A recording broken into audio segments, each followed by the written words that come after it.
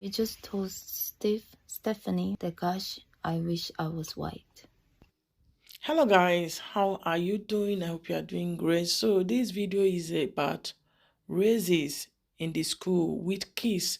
Like this Miss Kiss. If you have one, please sit them down and teach them about races, about bullying. So it will not hurt them a lot. Let's keep watching. You just told Stephanie that gosh, I wish I was white. So that was probably after you felt bad for what they were calling you, right? Yeah. Sometimes it makes you feel like you don't like yourself because people talk about you, right? What They're did the they? ones who are sad. They're Yeah. the ones who are pitiful. Tell me exactly what she said. So Eve accidentally showed Evie's face. She was okay until you show your face, Yeah. right? And then as soon as you show your face, what did she say? She's like, Evie is a bony head. And then she called me the A word and she did LOL. His stepsister was saying the A word to Evie to show me. And she's 12 years old. And then she just calling me like ugly and fat. Next up.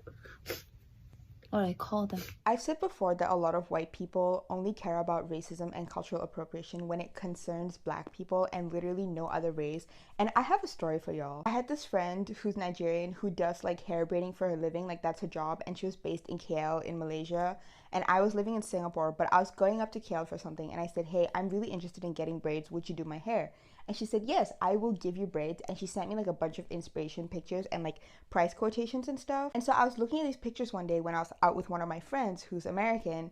And this girl was like, oh, what are you doing? And I said, I'm looking at like pictures for braids because like I have a friend who braids hair. And she goes, wow, I can't believe that as a minority, you would be this ignorant. I can't believe that you being a minority and someone who faces prejudice would like culturally appropriate a whole other culture, blah, blah, blah. And I was like, what? So on the spot, I text my friend who does braids and I'm like, hey, you know, have I offended you? Like, are you just being nice by saying you do my hair? Like, it's if this is cultural appropriation, please let me know because I didn't think it was. And my friend was like, no, I've braided so many Indian women's hair and like you guys have really thick hair and it's like perfect to hold braids. And you can't see right now because I just washed my hair and it's also really short, but I have tight curls. If you see my other videos, like you can see my curls. So she's like, your hair is perfect for it. Where is this coming from? So I told my American friend and I was like, look, my Nigerian friend doesn't think it's cultural appropriation and she's black and she's been doing this for years as a living. And this girl goes off, she's like, well, your friend is monetizing off of like, you know, the years of like racism, blah, blah, blah. And like she's going off, right? She's going on a whole spiel about how like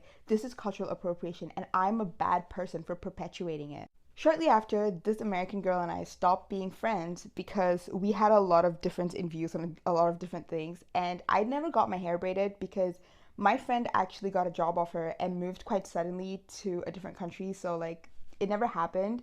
But the reason I'm bringing this up is because I was scrolling through TikTok and it said people you may know, and it was this goddamn white girl. And you know what she's doing on TikTok? She was using that niqab filter and like, you know, showing her eyes to like that Arabian Night song, which apparently is a trend now.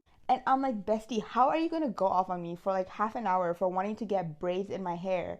And you're literally using a niqab filter on TikTok. The niqab is a very special cultural aspect to like Arab women and like Muslim women. And I cannot imagine why this is a TikTok trend and why she would get on it. So clearly, like, she doesn't care if it's culturally appropriating other cultures. I can't imagine why this is a trend. Like, this is not normal and this should not be a trend on TikTok. I actually sent like one of the videos I saw a few days ago to my best friend who's a Muslim, and I was like, dude, this is fucked up, right? Like, I'm not the only one who feels this way. And she's like, no, it is really messed up. And I'm like, okay, good. And you see this a lot. Like, white women will scream from the top of their lungs saying you cannot get braids because it's cultural appropriation while also having an Om tattoo. Like, I'm sorry. I did not know that your ancestors from Tallahassee speak freaking Sanskrit. And don't even get me started on dreadlocks. You think your blonde hair can hold dreads naturally? Like, you think that is something that naturally occurs in the wild? You should not be saying finna. You should not be using AAVE. Okay, fair. But why are you doing yoga? Why are you doing like downward dog when that is not like it is? Do you realize that like yoga comes from India? You do know that, right? It's like if one thing is cultural appropriation and no one can enjoy that aside from like people of that culture, then every other thing also has to be cultural appropriation. At which point, like, where do you draw the line? It is so bizarre to me that, like, so many white people will, like, go to the world's end to defend a black person, which is great. And you should be doing that. But then, like, you literally ignore every other race and culture on the planet. And, like, literally nothing else is cultural appropriation to you. I have never blocked someone so hard, because if that girl from my story, the American girl, like, if I swear I wanted to scream at her. I was like, there's no way. Like, you literally traumatized me, and I thought that I was a bad person. All for you to come on here and use a niqab filter, what is wrong with you? Also, her eyes are brown and she had contacts on, so she was literally faking in the trend as well. Like, literally, I don't understand. Oh my god, I'm so frustrated. I'm so pissed off. Her entire argument is flawed as fuck. Because it's not a battle between which race can deal with more racism or which race can, deal with more cultural appropriation. No. Because at the end of the day, black people in this country goes through a lot more discrimination than any other race group. This is why a lot of black people lately been saying, don't say black people are people of color, just say that we're black. Because of the simple fact that a lot of POCs, people will literally throw us under the bus or literally talk down on us just to cater to the white people or to the white audience. It's insane. Before you come on online trying to bash black people, go and look at the history. The way that she framed her argument was purposeful and insidious. Because this conversation has to deal with white people and their ability to cultural appropriate to the point that the culture that they are appropriating becomes so watered down that you can't recognize where it came from before, such as what they did with yoga, like you were talking about. But instead of talking about that issue and directing that animosity, that clear animosity that I so feel at white people, you bring black folks into this conversation. And if we are being honest, because I see through the bullshit that you're doing, you're talking about black Americans. You are inviting anti-blackness into the comments, and specifically anti-blackness against black Americans, because you know that that is the most socially acceptable form of anti-blackness. Because what do black people have to do with this conversation? Black Americans are the loudest about protecting and gatekeeping their culture. If you have an issue, you should say it. That white girl was aware that you doing box braids was an issue because black folks here told her. Yeah. And in the same way that you all expect Americans to be aware of the intricacies of your societies, you all should be that aware of the intricacies of ours as well, and the histories. Because if you were educated, you would understand the rich and deep history that black Americans have with their hair. You would understand that to this day, black Americans are actively discriminated against based off of their hair, that they are treated differently based off of what type of hairstyle that they are wearing. You would then understand that if you are under attack based off of something that is part of your cultural identity, and then these people come in, take that aspect, and are somehow praised and somehow rewarded, and meanwhile you're getting fired from jobs, kicked out of schools, yeah, you would be upset.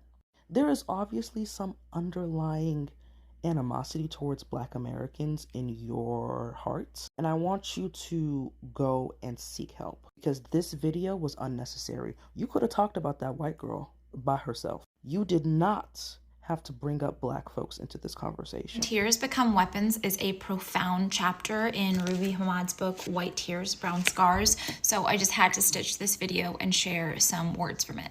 Strategic white womanhood is a spectacle that permits the actual issue at hand to take a back seat to the emotions of the white woman, with the convenient effect that the status quo continues unabated. White women's tears are fundamental to the success of whiteness. Their distress is a weapon that prevents people of color from being able to assert themselves or to effectively challenge white racism and alter the fundamental inequalities built into the system. It reframes legitimate critiques as petty gripes. Consequently, we all stay in the same place while whiteness reigns supreme, often unacknowledged and So I wish you guys could comment. You might not be able to comment because this video is about to be 3 minutes long, but I had to make it longer because I had a lot to say.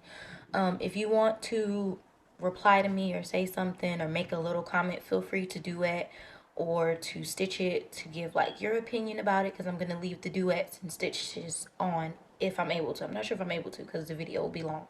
But anyways, so you guys heard what the little white girl said, right? So she said basically that she's crying because her black friend's mom does not want her to come and basically be at a sleepover with, surrounded by white girls and white people in general, and they're labeling it as racism.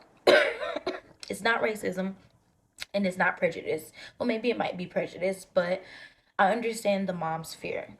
As black people, you guys know that we've been having like a lot of black women, black girls, everybody coming up missing, being hurt, and basically having to go through racism and a whole bunch of microaggressions anytime they are around a group of white people and it's like just them. So it's something that's been common and it's been reoccurring again and again throughout the years, recent times at that. So the fear is valid.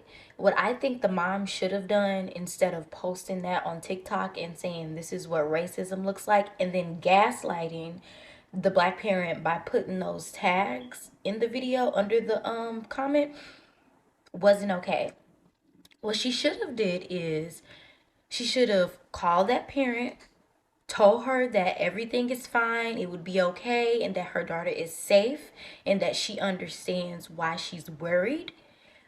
And maybe even invited the mom to come over to look at and know where the house is at, and maybe stay over for like 5 to 20 minutes or something like that, so that she can be comfortable and know that her daughter is safe. She could have offered different things that can be done to make that parent feel like everything would be okay. She could have even offered to have them all to go like on play dates together as like a family group thing, so that that mom could feel comfortable with that family. She's not comfortable obviously because she does not know you, and she does not know your child, the other children, she doesn't know. You could have offered that, but instead of offering that, what you did was you went and you weaponized your tears. You had your daughter weaponize her tears because she's just a child, so she doesn't understand what's going on. You could have explained it to her. You could have educated yourself. You could have educated your daughter.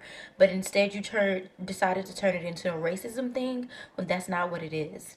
And if critical race theory was made, then everybody would know why. Please don't forget to leave your opinion down below what you think, and don't forget to subscribe, turn on notification. Anytime I upload, you will be notified. Stay blessed and bye bye.